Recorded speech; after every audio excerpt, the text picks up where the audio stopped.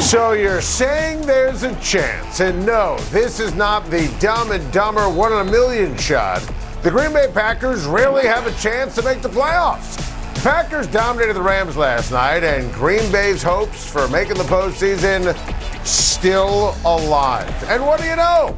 It was the needed formula that we begged from the Green Bay Packers to start the season, running the ball with Dillon and Jones, playing great defense, and then Aaron Rodgers making big throws in big spots. And the Green Bay Packers absolutely have a chance to make the playoffs. There's a reason why they must be included in the hunt, because they are. And when they play defense like that, and I know it's Baker Mayfield and the artist formerly known as the LA Rams, the defense can absolutely win games. And this is what we expected from the Packer defense all year. Now, I know it was Chicago, then the bye, and then Los Angeles, but the defense has been cooking the last couple of weeks. So, 'tis the season for remaining schedules. And I told you on Time to Shine last week, I'm thinking Green Bay to run the table. And that included last night, and that includes Christmas Day. And look, that's Miami. And Miami's a pseudo playoff game.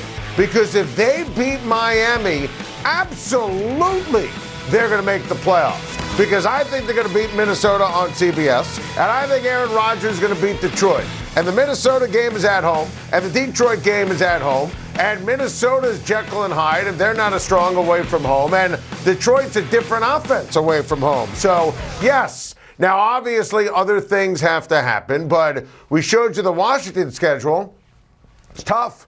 You can make the case Washington won't win another game down the stretch of the season. They have San Francisco and San Francisco. They have Cleveland and they have Dallas. The Seattle schedule, I mean, it's murderer's row. If Mike White can ever get back next week, then honestly, that's going to be a game where the Jets will go on the road and beat Seattle. And Seattle and Kansas City this week, they don't have a chance. So you look at the schedules down the stretch. You look at how the Packers are playing in recent weeks. I just can't quit Aaron Rodgers.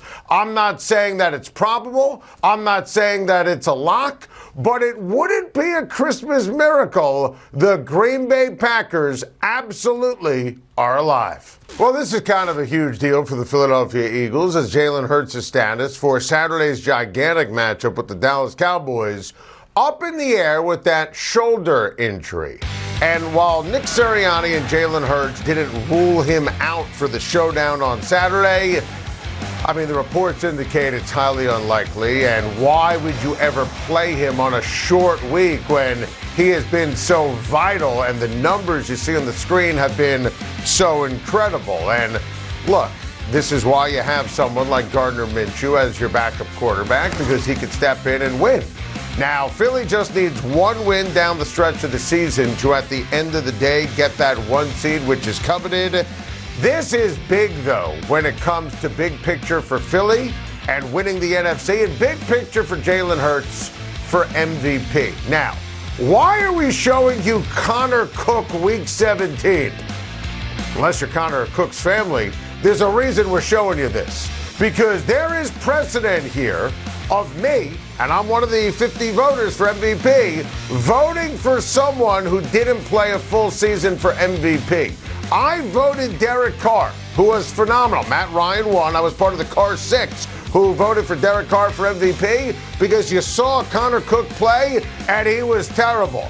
Just like last year, you saw Jordan Love play and he was terrible. And I voted Aaron Rodgers. So it's actually not over when it comes to the MVP conversation in Jalen Hurts. And I would make the case, right, that if Gardner Minshew plays and he's dreadful, like absolutely positively terrible, just like Connor Cook, just like Jordan Love, this would, in a sick way, really help Jalen Hurts, just like it did Derek Carr and Aaron Rodgers when it comes to the MVP.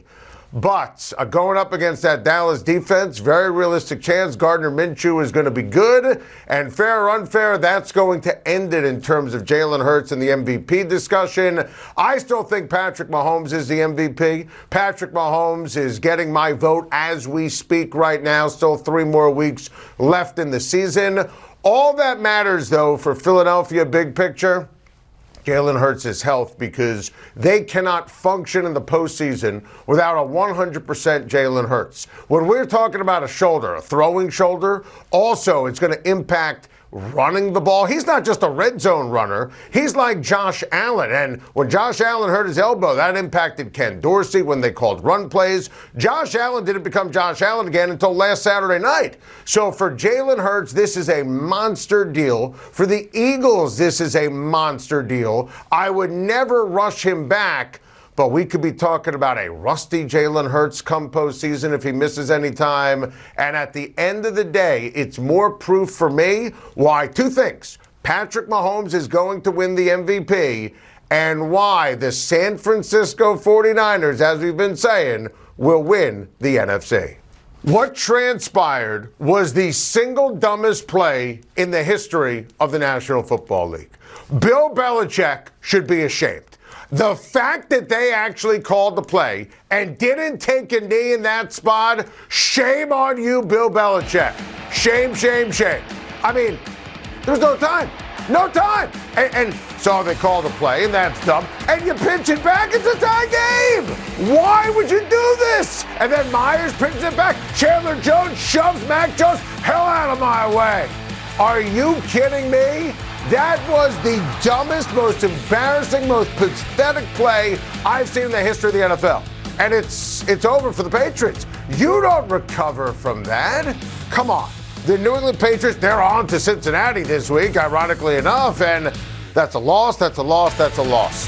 7-10, which is, by the way, what we predicted before the season started for the New England Patriots. The offense is offensive. How Bill Belichick hired Matt Patricia, I'll never know. Easiest first guess in the history of time to shine. A reject Lions coach, a defensive mind to run the offense. Absolutely pathetic. I don't want to hear about Joe Pisarcik. I don't want to hear about the butt fumble. Everyone needs to apologize to Brandon Moore's derriere. I don't want to hear about Hendricks running the wrong way on the fumble. This was the dumbest play. Think about the ebb and flow of that game. Think about all the games the Raiders have blown where all the pressure would be on the Raiders in overtime. There was no flow to that game. How they called that cold touchdown an actual touchdown. And listen, I picked the Raiders, rooting for the Raiders, and that wasn't even close to a touchdown. It's 24-24. There was no need for laterals, no need for trickeration. Take a knee, go to overtime. Bill Belichick has done some weird things over the last 3 years. Greatest coach of all time. But the fact that he wasn't prepared for Tom Brady to leave, the fact that he hired Matt Patricia to run his offense, the fact that he was the mastermind behind the dumbest play of all time, and I know Bill didn't call it, but the Patriots of all teams weren't focused. They didn't understand situational football. Bag it, New England. Bag it, Bill Belichick. That was the worst. Back time to shine. I have a lot of great stuff to get off my chest on a Tuesday. Said it last week. Said it the week before. Say it again. Cowboys have a Dak Prescott problem. And look, I understand it's not all on Dak Prescott and the defense got torched by Trevor Lawrence, but Dak Prescott has been an interception turnover machine since he came back from injury. And I don't say this with any joy or jubilation. I'm a huge Dak Prescott fan. But Dak Prescott was a double agent. Again. Most interceptions since week 8. Dak Prescott. 7 interceptions in his last 4 games. And listen, they absolutely have to beat the Philadelphia Eagles with what we talked about earlier in the show with Jalen Hurts. I want to see Dak play great against Tennessee and Washington as well. I want to see him go on the road. I want to see him win. I want to see Dak Prescott protect the football. There is no excuse. We could talk about, Jerry Jones, Stephen Jones didn't give him enough help and get him another receiver when they haphazardly traded Amari Cooper. Facts. Talk about the defense. talk about Mike McCarthy, Kellen Moore, whatever else you want to talk about. It starts with Dak Prescott. The Cowboys' biggest problem is Dak Prescott. Flip side, got to get this off my chest. How about those Jacksonville Jaguars? Trevor Lawrence is going to lead Jacksonville to the playoffs and an AFC South title. Jacksonville is winning the division. You could make the case that Trevor Lawrence is the hottest quarterback in the NFL. And there's no way he's going to lose another game the rest of the season. I mean, look at the last 6 weeks. I say hottest quarterback, number one in completion percentage, number one in touchdown to interception ratio, number one in passer rating. And he's done a great job establishing Zay Jones, Christian Kirk, Travis Etienne has done a great job running the ball. They're going to beat the Jets. They're going to beat Houston. They're going to beat Tennessee. And you look at Tennessee at this stage, and they're spiraling out of control. You know that Dallas will beat them. Jacksonville's going to beat them. And you know what? I'm not even ruling out Houston with the way Houston has competed over the last few weeks. So I can't stress enough how great this is for the NFL. Trevor Lawrence, now with the right coach, what a concept. Trevor Lawrence is playing at that Andrew Luck kind of prospect level we all expected when he was the number one pick in the draft a couple of years ago, a couple of drafts ago, and I just can't get enough. The defense has been tough and clutch, opportunistic. They were down 27-10 to the Dallas Cowboys and roared all the way back. I love what I'm seeing and can't wait to watch them in the postseason. Got to get this off my chest, and this relates to Jacksonville. How in the world can Robert Saleh still believe in Zach Wilson? It's official, by the way. Mike White is out for the Thursday night game with Jacksonville and the Jets. So congratulations to the Jacksonville Jaguars on winning, because Zach Wilson is awful. And Zach Wilson couldn't hit the broadside of a barn again over the weekend. He was the reason why the Lions were able to be in position to win that game. Zach Wilson's completion percentage is sickly. It's absolutely terrible. And you look at the remaining schedule, it's all about the quarterback. With Zach Wilson playing, they're going to waste that great defense that the Jets have. They're going to lose Thursday night at home against Jacksonville. If Zach Wilson has to play against Seattle, let me tell you something right now. The Jets are dead on arrival. If Zach Wilson has to play against Miami, the Jets are dead on arrival.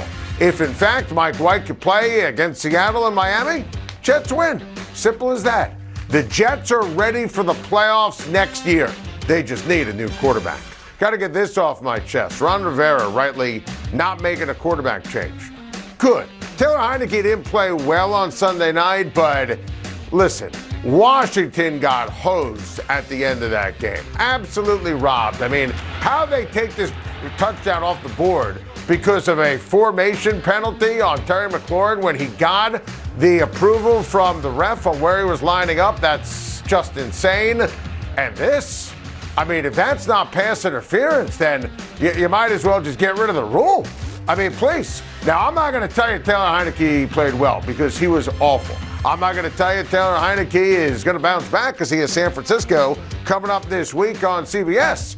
But I am going to tell you, Taylor Heineke is so much better than Carson Wentz. So much more of a leader. In fact, if anything, I disagreed with Ron Rivera leaving this open-ended because, you know, Heineke's going to struggle this week against San Francisco. So then our fans, the press, teammates going to be clamoring for Carson Wentz.